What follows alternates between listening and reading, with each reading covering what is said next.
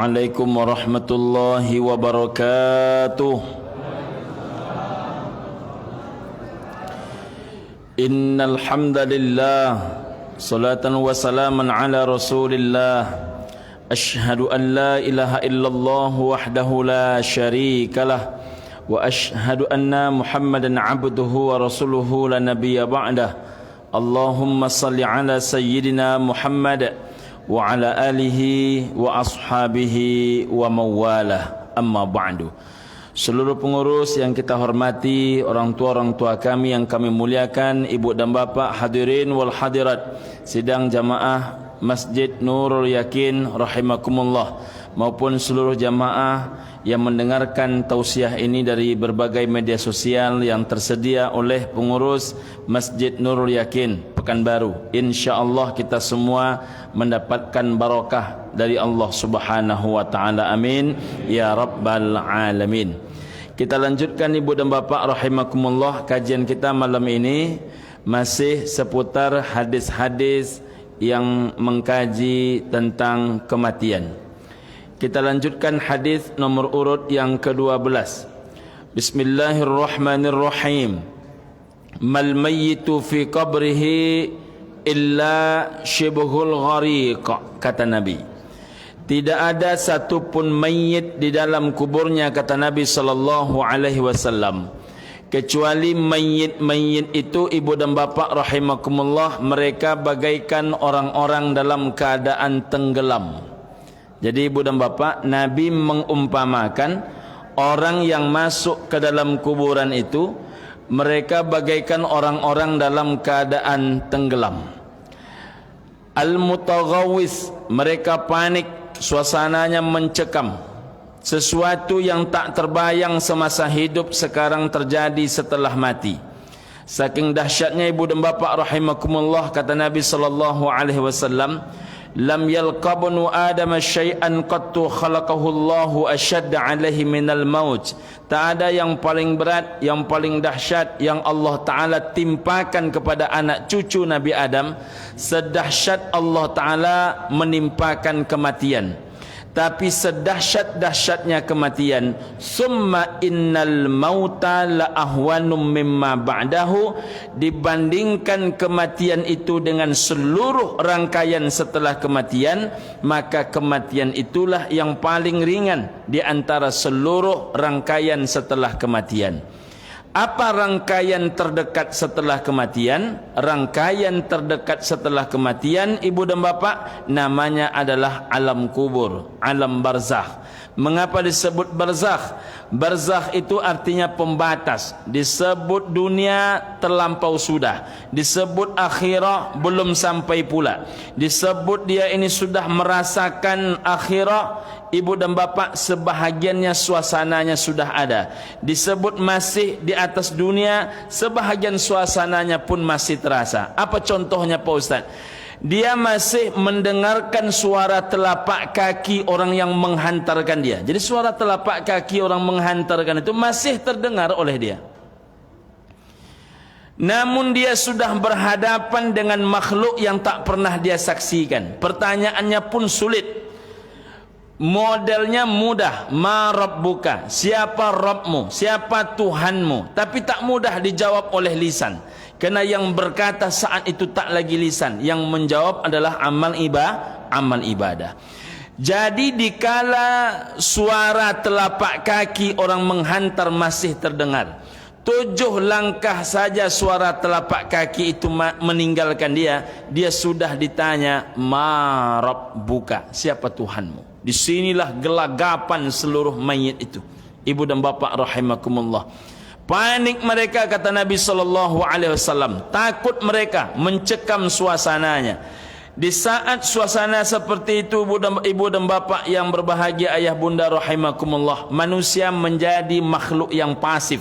Mereka menjadi makhluk yang lemah. Mereka menjadi tak berdaya. Selama ini mohon maaf, kalau berduit serasa nak diukur orang semua. Kalau berpangkat serasa kecil orang semua. Kalau menjabat serasa tak berarti orang semua. Rupanya kalau sudah masuk ke dalam liang lahat, ibu dan bapa rahimakumullah, seluruh manusia di atas dunia itu menjadi berarti. Mengapa demikian? Karena hal yang paling diharapkan oleh setiap orang yang mati, pertamanya adalah yantaziru da'watan. Mereka, kata Nabi, menunggu doa. Nabi tak menyebut doa, satu doa, tapi Nabi menyebut da'watan, jamak. Seluruh doa dia butuhkan. Dia tak hanya lagi menunggu doa anak dia, dia menunggu doa seluruh keluarga dia. Dia menunggu doa istri ataupun suami dia. Dia menunggu doa anak cucu dan kerabat dia. Dia menunggu doa sahabat dan seluruh handai taulan dia. Maka merugilah orang-orang yang selalu membatasi pergaulan, orang yang selalu hidup hanya berkelompok-kelompok, orang yang suka hidupnya hanya berkotak-kotak. Orang yang membatasi pergaulan, maknanya dia sedang membatasi bantuan kepada dia setelah kematian. Ibu dan bapa rahimakumullah, kalau dia laki-laki Pak Ustaz, doa siapa yang paling dia harap? Kata Nabi SAW, yantaziru da'watan min abin au ummin. Doa yang paling diharap oleh seorang laki-laki itu adalah doa orang tuanya, doa ayah dan ibunya. Kalau dia perempuan Pak Ustaz, doa yang paling diharap doa suaminya. Kok bisa berbeda? Syurganya seorang laki-laki itu tergantung kepada ayah ibunya. Syurganya seorang perempuan tergantung keridhaan suaminya. Beruntunglah ibu-ibu ini kan tak pernah melawan kepada suami. Betul ibu-ibu? Kurang sepakat nampaknya. Jadi syurga paling depan kita ini berbeda. Kalau laki-laki syurga terdepan dia ayah mak dia. Kalau perempuan syurga terdepan dia adalah suami dia. Maka bapak-bapak selalu saya ingatkan, jangan pernah membuang kesempatan jalan tol terbaik menuju syurga Allah, namanya orang tua. Pastikan ibu dan bapak rahimakumullah, wabil khusus bapak-bapak saya ingatkan, pastikan betul, sungguh celaka manusia, sungguh celaka dia. Siapa dia itu? Ibu dan bapak rahimakumullah, orang yang berjumpa dengan kedua orang tuanya, kata malaikat Jibril alaihissalam semasa hidup di dunia, tetapi falam yadkhulul jannah, dia tidak mendapatkan jaminan masuk syurga. Maka bapak-bapak yang masih hidup ayah maknya ini, sungguh bapak adalah orang yang sangat beruntung. Mengapa sangat beruntung Pak Ustaz? Masih terbuka peluang syurga. Su'ilan Nabi sallallahu alaihi wasallam, ditanya Nabi sallallahu alaihi wasallam an walidayhi, tentang ayah ibunya. Nabi tak berjumpa dengan ayah bernama Abdullah. Nabi pun hanya 2 tahun hidup bersama emak kandung Aminah. Karena 4 tahun Nabi Muhammad hidup bersama Halimatus Sa'diyah. Hanya usia 4 ke usia 6 Nabi Muhammad hidup bersama ibunda tercinta Aminah. Ditanya oleh orang lain tentang ayah emaknya, apa kata Nabi SAW? Huma jannatuka wa naruka. Ayah emakmu itu penjamin syurgamu, ayah emakmu itu penjamin nerakamu. Jadi laki-laki ini syurga dan neraka dia bukan tergantung bini bapak. Syurga dan neraka laki-laki ini tergantung ayah emak dia. Makanya pastikan kalau bini dapat duit, maka ayah emak dapat duit. Kalau bini makan, maka pastikan ayah mak makan. Kalau anak-anak makan, yang ibu-ibu mengunyah-mengunyah saja, tak boleh bercakap. Karena kalau bercakap hilang konsentrasi saya. Kan hilang dia. Sampai di mana tadi? Bercakap. Itulah yang saya membuat heran selama saya mengajar, Bang Romi. Saya ini guru, jadi kalau anak murid tu bercakap, dia seketika saya menjelaskan, hilang bahan mengajar saya. Sama dengan ceramah, itulah kelemahan saya ini paling fatal. Makanya kalau orang bercakap-cakap saya ceramah, saya main langsung-langsung saja. Ibu dan bapak rahimakumullah. Jadi sampai di mana tadi? Bercakap. Jadi kalau anak makan, pastikan ayah mak makan. Pastikan. Jangan sampai bini makan, ayah mak tak makan. Jangan sampai bini anak dapat uang belanja, ayah mak tak dapat uang belanja. Jangan sampai giliran duit banyak yang tahu bini, giliran duit sulit yang tahu emak. Asal datang ke rumah emak, onde mak, kata dia, macam mana kehidupan ini payah sekarang, payah. Orang yang selalu bercakap payah depan emaknya, itu payah hidupnya kaya. Makanya di depan anak-anak muda saya sampaikan, jangan kalian bercakap-cakap hidup kalian itu susah depan ayah mak kalian. Kalau kalian itu bercakap depan ayah mak kalian hidup susah ke susah, itu jangankan kalian, bini anak kalian pun akhirnya pun ikut susah, hidupnya pun ikut payah. Seorang laki-laki yang tak berhitung dengan ayah maknya, maka Allah Ta'ala tak berhitung ke dia. Tak berhitung Allah Ta'ala ke dia.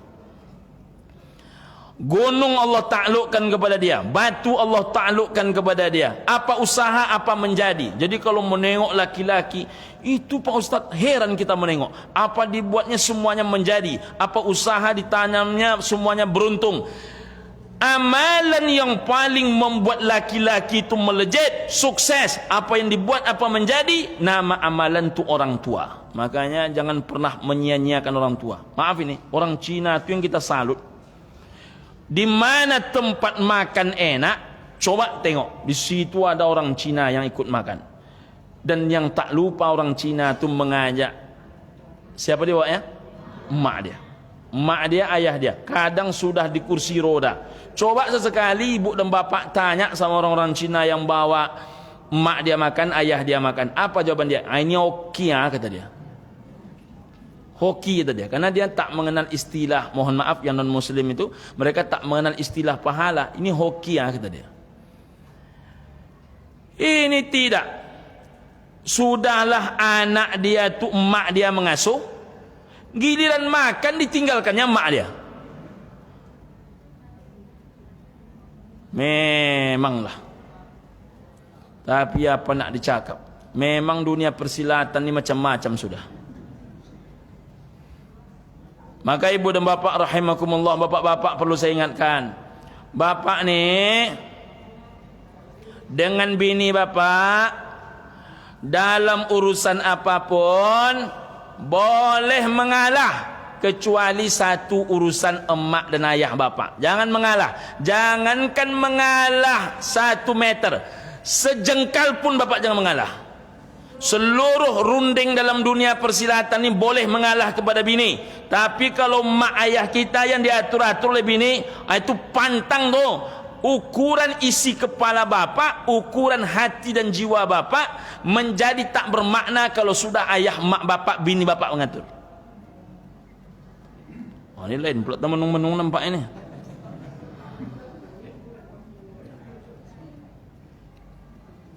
Tak ada orang yang senang hidupnya kalau sudah dengan orang tuanya berakal-akal.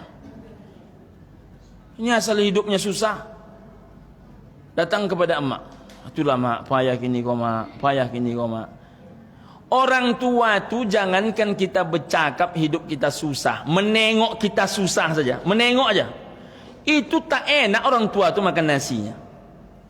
Bapak-bapak ni kan merasakan jadi orang tua. Saya ayahanda mohon maaf saya ni. Saya kalau makan enak-enak saja, hati saya berkata-kata, anak gadis saya di rantau orang makan enak apa tidak? Kalau saya makan enak, mohon maaf ini, ketika kami nak makan saya bilang udah bungkus saja, kita bawa pulang ke rumah. Kenapa demikian? Jangan makan berlebih-lebih, nanti anak bujang kita nak makan dah tidak. Begitu orang tua tu. Saya ni usia 45 bro ni, mau masuk 46. Macam itu perasaan saya. Apalagi orang-orang tua kita dulu. Oh, jangan ditanya Pak perasaan hati mereka. Ini tidak. Nak ngasih duit emak 200.000. Izin pula ke nyonya. La ilaha illallah. 200.000. Itu bukan ke fakir miskin. Itu bukan duit zakat. Itu bukan duit anak yatim. Itu duit ngasih mak makan. Duit ngasih mak sikit makanan yang agak enak. Pamit pula kepada bini. La ilaha illallah. Tak bisa kita nak cakap. Ibu-ibu tak ada melarang-larang suami ibu ngasih duit emaknya kan? Oh, terpilihlah ibu-ibu ni. Mantap ibu-ibu ni. Tak sia-sia namanya Nurul Yakin ini. Hebat. Kalau ada seorang istri yang tidak mau menahan rezeki mertua. Menantu tu, kalau dia menahan rezeki mertua, sama halnya dia menahan rezeki suaminya, menahan rezeki dia, menahan rezeki anak-anaknya. Untuk ibu-ibu ketahui, wafat suami ibu tu bukan tak hebat doa ibu, tapi doa yang paling hebat untuk suami ibu yang wafat tu doa emak ayah dia. Jadi doa apa Ustaz? Setelah itu. Wah, maka begitulah hebatnya doa ayah mak suami itu. Maka apa kata Nabi SAW? Anta wa maluka li abika, engkau hai laki-laki, wa maluka seluruh harta benda engkau hai laki-laki, li abika itu milik ayah makmu. Maka ayah mak tu boleh makan apapun di rumah anak. Yang dimaksudkan tu rumah anak yang mana? Rumah anak laki-laki tu walaupun dia sudah menikah, datang ayah maknya dari kampung ke rumah anaknya di jalan Hang Tua. Gangnya terserahlah. Mau gang angkatan 50 Gunung Raya terserah. Mau gang yang mana terserahlah. Pokoknya ibu dan bapak rahimakumullah, datang ayah mak ibu dan bapak dari kampung, nampak oleh dia makanan yang enak. Boleh langsung dia makan tanpa seizin anaknya. Bil ma'ruf, kata Nabi, dengan cara yang patut. Tapi anak kalau datang ke rumah maknya, kalau bapak-bapak ni balik ke kampung, balik ke Bukit Tinggi, Pariaman, Pasaman dan Padang Panjang, sampai di rumah mak tu mingkem, tak boleh makan apapun. Jadi macam mana Pak Ustaz? Illa biizniha, satu hadis, illa biiznihima pada hadis yang lain, kecuali orang tuamu yang mengizinkan engkau makan. Macam itu adatnya, macam itu adabnya, macam itu etikanya. Tapi tidak, belum lagi dia, belum sampai dia kampung lagi. Mak sediakan itu ya kata dia, sediakan itu ya kata dia, sediakan itu ya kata dia. Banyak betul lagu permintaan dia. Belum dia pulang kampung, belum sakit kepala emaknya lagi. Tapi kena emak ni, sekali emak tetap emak. Selagi anak yang makan tak ada, dicarinya menjadi ada. Sudahlah permintaan dia banyak, kelapa muda turun 2 tandan, belum lagi beras, belum lagi pisang batu dibawanya pula 3 tandan. Jadi kita ni pulang jangan menghabiskan, pulang tu menambah, jangan mengurang. Bilang kepada istri bapak, orang tua ni dek, selagi ada dia syurgaku masih terbuka. Makanya Imam Hasan Al-Basri menangis beliau ketika emak beliau wafat. Kalau yang muda-muda saya ingatkan, kalau nak tahu perasaan tak ada ayah, tak ada emak tu, tanya sama Sayyidi Azhar. Saya 2021 wafat emak, 2022 wafat 2 sekaligus. Wafat ayah kandung tercinta, wafat mertua perempuan. 2023 wafat papa mertua. Dalam 2 tahun hilang keempat-empatnya. Rupanya kalau tak ada lagi mereka, kemanapun hambar. Orang bertanya, enaklah Pak Ustaznya terpilih jadi anggota DPRD. Biasa saja rasanya. Kenapa biasa saja rasanya? Karena ada orang tempat saya bercerita tak ada. Tak ada satu pun yang tak saya ceritakan. Apapun konsep pemikiran saya dalam hidup nih, yang pertama kali tahu tuh emak ayah mertua. Wafat ketiga-tiganya, tinggal papa mertua. Apapun yang saya pikirkan tentang sekarang nih, papa mertua tuh tahu semua. Itu pun diambil pula oleh Allah Ta'ala 2023 kemarin. Jadi terasa betul tak ada tempat bercerita. Jadi ibu dan bapak rahimakumullah, wabil khusus yang masih punya orang tua, saya ingatkan, doa mereka paling hebat. Semasa mereka hidup doa mereka paling hebat, setelah kita wafat pun doa mereka paling hebat. Kalau mereka ridho, surga kita terbuka. Kalau mereka tak ridho, surga kita terkatup. Tak ada dosa yang paling dahsyat setelah syirik, kecuali nama dosa itu adalah uququl walidain, durhaka kepada orang tua. Makanya kepada ayah mak nih, jangan tinggi-tinggikan suara. Suara jangan tinggi. Tak ada tempat engkau takut kecuali emak ayahmu. Kalau emak ayah itu sudah berlinang air mata, dia itu pertanda rezeki itu termandek sudah. Jaga betul hati mereka. Terutama nih ibu dan bapak yang sudah mulai berusia lanjut, ayah maknya saya ingatkan.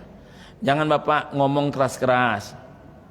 Tapi dia tak dengar Pak Ustaz. Cukup sependengaran dia saja. Jangan berubah mata bapak kepada dia. Jangan berubah muka bapak kepada dia.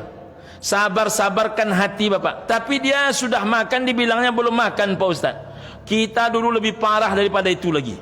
Kita ini sudah banyak nasi habis, belum juga kata kita lagi. Ada ulama besar di Tanah Suci itu, kalau ada pertanyaan jamaah dia, Pak Kiai, atau kalau mereka manggilnya Syekh, wahai Syekh, orang tuaku banyak perangainya di usia tua. Langsung dipanggilnya bertanya tuh, hai khimar, hai keledai, kata dia. Dipanggilnya bertanya tuh keledai. Jadi orang kalau mempermasalahkan ayah maknya, dia panggil keledai. Oh, begitu kerasnya dia. Saya kalau ada orang yang bertanya tentang ayah mak dia, itulah Pak Ustaz, aneh perangai mak kau di ketika hari tua Pak Ustaz. Mungkin ada dosa-dosa tersembunyi Pak Ustaz. Kadang agak saya tahan-tahan juga perasaan itu. Dia tak tahu bagaimana perasaan tak ada ayah, tak ada emak. Apa pangkat? Lalu tak ada ayah mak. Tak ada asyiknya. Pulang kampung duit banyak, tak ada ayah mak. Tak ada asyiknya. Duit berjibun, orang bisa ditraktir, tapi ayah mak tak bisa makan di situ. Tak ada gunanya. Nah, makanya sebelum masa itu datang kepada ibu dan bapak, terutama yang masih hidup ayah maknya, jaga baik-baik, jaga baik-baik. Dan setelah kematian, doa mereka pula yang paling hebat. Makanya ibu dan bapak yang masih hidup ayah maknya, itu kalau ayah mak itu berkata, ya Rabb, ini adalah anak laki-lakiku satu-satunya. Tak pernah aku tersinggung dengan dia. Kalaulah boleh diri ini yang menjamin syurganya ya Rabb, maka hamba bermohon berikanlah syurga itu kepadanya. Maka tempat anak laki-laki itu syurga. Masya Allah. Saya dulu ayahanda sering saya bertanya kepada mak saya ini masuk surga apa tidak? Kata mak saya, tidak ada satupun orang tua yang tak mendoakan maknya, tak mendoakan anaknya masuk surga. Saya bilang, tapi menurut mak, saya ini masuk surga apa tidak? Pokoknya tidak ada satupun orang tua yang tidak mendoakan anaknya masuk surga. Tapi mak, saya ini masuk surga apa tidak? Yo masuk surga kata mak saya. Baru tenang hati saya tu. Kalau belum beliau bilang masuk surga, tak tenang. Masalah nanti surga tidak surga kita, biarlah itu menjadi pilihan Allah. Tapi emak kita mesti mengatakan kita ni masuk surga. Maka sering-sering yang masih hidup orang tuanya, sering-sering duduk samping beliau, pegang kakinya, urutkan kakinya, bujuk dia, mak, doakan saya masuk surga ya mak. Menurut mak saya ini ada hadas nak kepada mak, ada kata-kata saya nak yang mengguncang perasaan mak. Kalau ada ya mak, jangan kasih berdosa ya mak. Berat pikulan kita nih kalau ayah mak kita tak ridho. Kalau ayah mak kita masih ridho, itu insya Allah semuanya akan berjalan baik. Amin ya Rabbal Alamin. Kalau ibu-ibu macam mana Pak Ustaz? Doa yang paling hebat untuk ibu-ibu, doa suami ibu. Maka jangan melawan kepada suami. Ya Bu. Jangan tinggi suara ibu kepada suami ibu. Walaupun suami ibu tu dulu konco ibu. Walaupun suami ibu tu dulu mohon maaf tak sepintar ibu. Mohon maaf ini. Ibu dulu di sekolah juara. Suami ibu ranking 27 dari 25 orang. Sekali suami tetap suami. Banggalah dengan suami ibu. Karena rupanya doa suami itu kepada istri mustajabah. Ridhonya seorang suami kepada istrinya itu adalah ridhonya Allah Subhanahu wa ta'ala. Makanya sering-sering ibu bilang kepada suami, bang, yang tak ada suami lagi macam mana pula mengomentarinya. Saya doakanlah mudah-mudahan cepat ada penggantinya.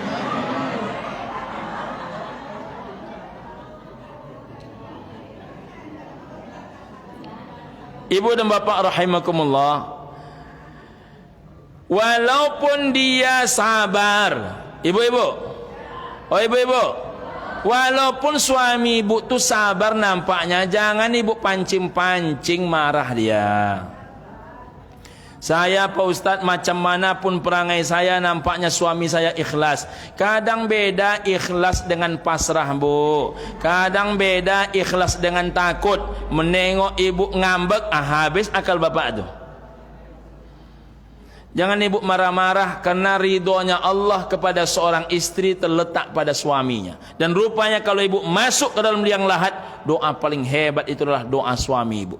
Kalau adalah satu mayit perempuan lalu berkata kepada Allah Ta'ala seorang suami dengan penuh tulus ikhlas, apa katanya? Ya Rab, aku tak memberikan dosa sedikit pun kepada istriku ini. Oh, itu berselancar dia dalam nikmatnya Allah Subhanahu wa Ta'ala. Sudah dapat itu belum? Ini malam ni ba'da isya, tanya abang baik-baik. Bang, jangan ada dosa ya bang yang ditinggalkan untuk saya ya bang. Sesalah apapun saya, makin lapangkan lagi maaf abang kepada saya. Oh, itu luar biasa itu. Ibu-ibu ada sering minta maaf di rumah pak? Ragu bapak-bapak menjawab. Masya Allah. Mudah-mudahan istri bapak semuanya hatinya lembut. Amin. Karena kalau istri ini hatinya lembut, bapak tu kaya raya. Alhamdulillah. Macam mana pun hebat kita pak, kalau bini pelawan, habis main. Ya baji. Macam mana pun piti banyak, bini pelawan, habis main. Selesai. Tapi walaupun hidup sederhana, istri patuh, istri penyayang, istri perhatian, oh itu pak, tak ada kekayaan dunia yang paling tinggi kecuali nama kekayaan dunia yang paling tinggi itu adalah mar'atus solehah, punya istri yang solehah. Itulah tadi saya tanya kepada ibu-ibu Nur Yakin, ada ibu-ibu yang melawan kepada laki? Enggak katanya. Inilah contohnya. Mudah-mudahan ibu-ibu semuanya adalah istri-istri yang solehah. Amin ya Rabbal. Siapa lagi doa yang paling hebat selain doa ayah, emak dan suami Pak Ustaz? Awalan doa anak. Maka anak-anak ni titip pesan, wasiatkan, wahai anakku, jangan lupa nanti nak engkau mendoakan ayahmu ini. Kenapa demikian Pak Ustaz? Doanya seorang anak tidak hanya doa memintakan ampun dosa, tapi mencurhatkan kepada Allah apa salah orang tuanya. Ya Rabb, kata dia, dulu ayahku ini banyak betul kesalahannya. Ayahku ini ya Rabb, kata dia ni umpama ni, sombong. Kamilah anak-anaknya yang tahu. Apalagi kalau misalnya dia menengok ayahnya memukul ibunya. Ibuku yang merasakan betul efek ayahku ini. Hari ini ya Allah beliau telah tiada. Ibuku sudah memaafkan, tapi aku takut engkau belum memaafkan ya Rabb. Maka anak yang menyampaikan. Maka anak-anak bapak tu jangan bapak beda-bedakan. Anak ibu tu jangan ibu beda-bedakan. Anak yang taat hari ini belum tentu dia menjadi anak berbakti seumur hidup.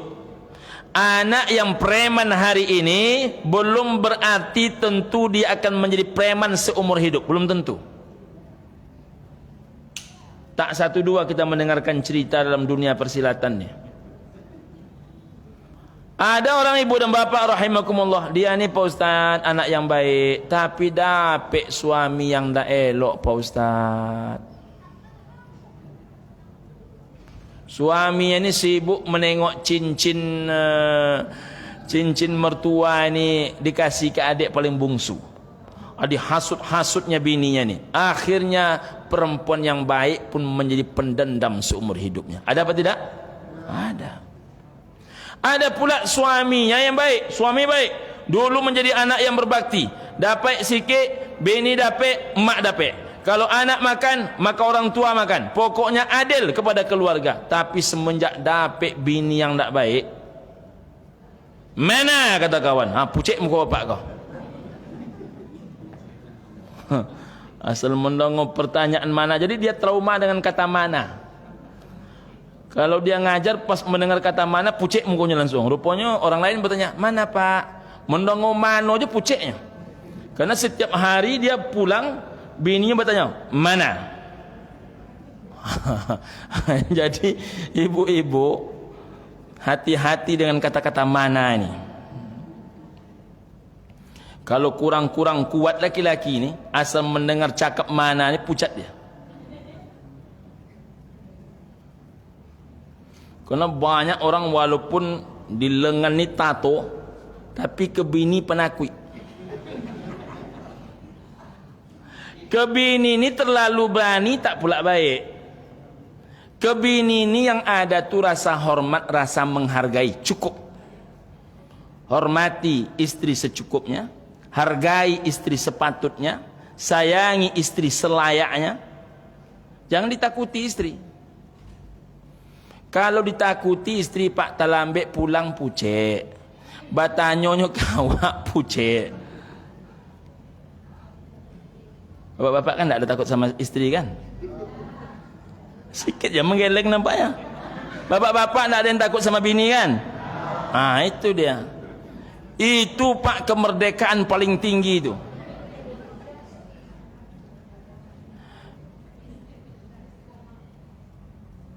Jangan takut kepada istri, tapi sayangi istri. Jangan takut kepada bini, tapi hormati bini, hargai bini. Berkonsultasi mana yang patut, mana yang tak patut, mana yang harus dilakukan, mana yang tak dilakukan. Ya dengan istri lah, karena istri lah kawan kita mendayung hidup. Tapi jangan takut. Kalau istri salah, ingatkan. Berani berkata iya, berani berkata tidak. Kalau sudah bapak tidak berani berkata iya, apalagi mohon maaf ini, mohon maaf, bapak-bapak yang terlanjur menjadi tokoh masyarakat, menjadi ulama, menjadi asatidz, menjadi pengurus masjid, menjadi RW RT, jangan takut kepada bini. Kalau bapak tokoh masyarakat takut bapak kepada bini bapak, oh pak, habis main pak, habis main. Tak ada gunanya pendekar. Tak ada gunanya pendekar. Kalau sudah takut kepada bini, kacau dunia persilatan.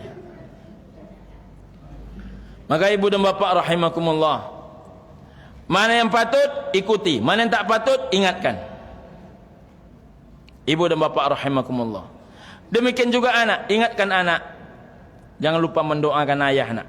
Ayah ni banyak dosanya, tapi nampaknya tidak ayah. Oh ndeh nak, ayah ni tak nampak banyak dosanya karena engkau terlambat lahir.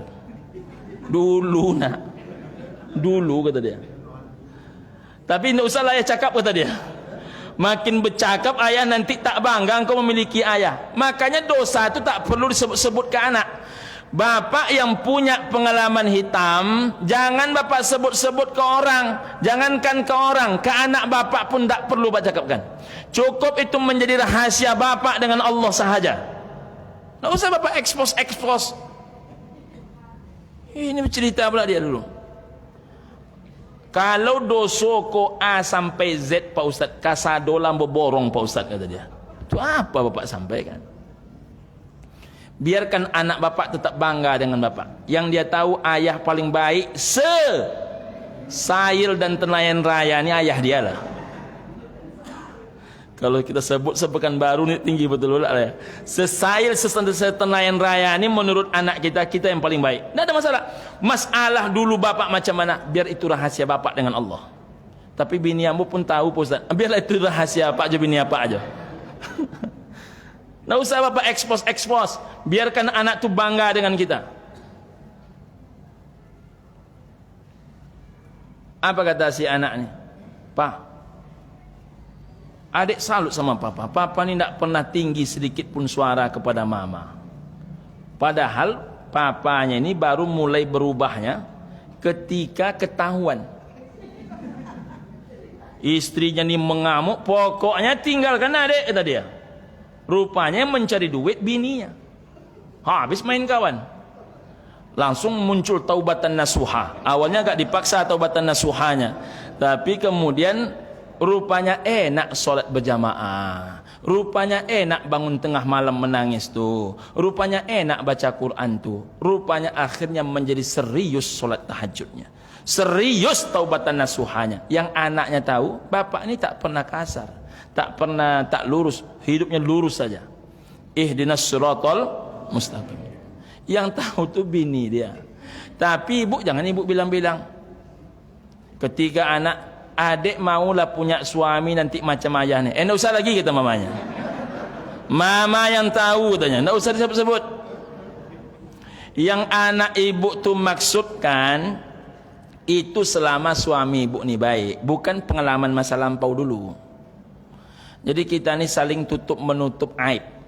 Aib orang saja wajib ditutup, apalagi aib suami. Ini ada pula bini mengatakan, besok kalau mencari laki jangan model ayah kau.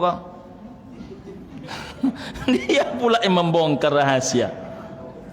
Padahal anak tu nak tahu cerita tu. Jangan dibongkar-bongkar.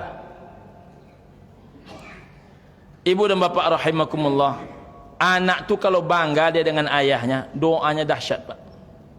Dahsyat. Jadi kalau bisa anak kita tu mengagumi kita, ya Rabb, yang hamba tahu ayah hamba ni baik, kata dia, tempatkan dia ke dalam syurgamu. Itu luar biasa ibu dan bapak. Maka bapak-bapak, ibu-ibu, saya ingatkan anak untuk selalu mendoakan kita. Siapa lagi doa yang paling hebat Pak Ustaz? Doa teman. Doa sahabat-sahabat satu pengajian di Masjid Nurul Yakin, padahal tidak satu tempat. Duduk. Bapak dah berapa lama datang ke Masjid Nurul Yakin? Ambo baru 2 kali pengajian. Dari mana dapat informasi di Nurul Yakin kau pengajian rutin? Itulah dapat kabar dari para ustaz yang ceramah-ceramah, katanya Nurul Yakin rutin pengajian. Ambo datang, rupanya ustaznya sesuai di hati. Kecuali yang agak pemberang seketik tu. Yang ada pemberang kalau agak ribet kami pemberang-berangnya. Tapi ibu dan bapak rahimakumullah, ceramahnya sesuai di hati. Maka mulainya rutin datang ke masjid. Berkawan dengan si A, rupanya jamaah Masjid Babus Sabar.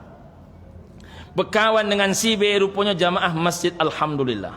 Berkawan dengan si C, rupanya jamaah Jami'atuz Zahidin. Berkawan sama si anu Al-Munawwarah Tamrin.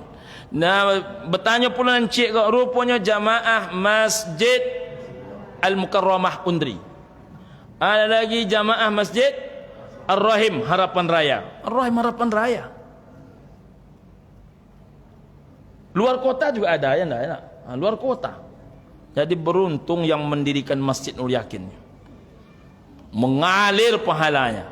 Dan beruntung juga orang yang mengaktifkan pengajian ini. Alhamdulillah. Masya Allah.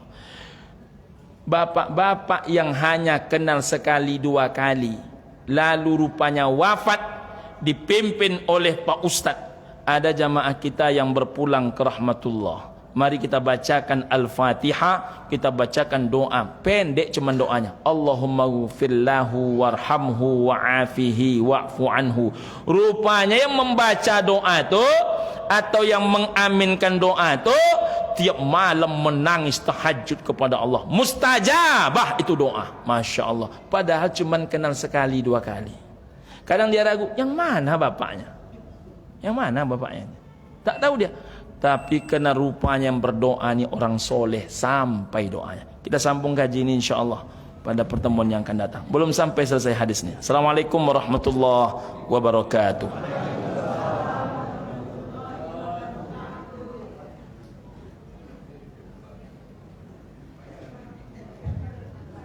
Alhamdulillahirrahmanirrahim. Telah sama kita ikuti kajian pada malam hari ini.